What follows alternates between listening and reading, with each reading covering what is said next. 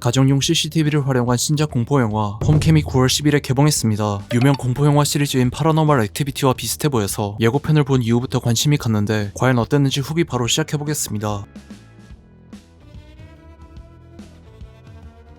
남편의 불륜 때문에 합의 이혼 후 홀로 딸 지우를 키우고 있는 주인공 오성이는 육아휴직을 마치고 보험회사의 조사관으로 복직하기 위해 새 아파트로 이사를 오고 호흡기 질환 때문에 집에 있어야 하는 지우의 상태를 근무 중에도 확인할 수 있도록 집에 홈캠 여러 대를 설치합니다. 추가적으로 낮에 지우를 돌봐줄 가사도우미를 구하려고 하지만 성희의 봉급으론 제대로 된 가정부를 구하기 힘들었고 결국 신원이 불분명하고 한국말이 서툰 베트남 이주민 황수진을 가정부로 고용합니다. 다음날 성희의 집에 출근한 수진은 면접 때와는 다르게 지나치게 화려한 옷과 진한 화장 때문에 성희를 놀라게 했지만 일단 성희는 지우를 수진에게 맡긴 채 회사에 출근합니다. 성희는 사무실에서도 홈캠으로 지우와 수진을 지켜보며 계속 걱정하지만 성희의 상사인 강 부장은 회사에서 사고사로 결론 지역 보험금 지급 심사 중에 있던 의대생 고은주의 사망 사건의 재조사를 맡기고 성희는 정황이 의심되는 은주의 생전 마지막 영상을 검토하게 됩니다. 은주의 모친은 딸이 사탄에게 당해서 죽었다고 강하게 주장하고 있었기 때문에 누군가에게 홀린 듯한 은주의 마지막 모습을 검토하던 성희는 의도치 않게 뒤에 있던 지우에게 은주가 죽어있는 모습의 사진과 문제의 영상을 보여주게 되고 그 이후부터 지우의 행동이 점점 이상해지고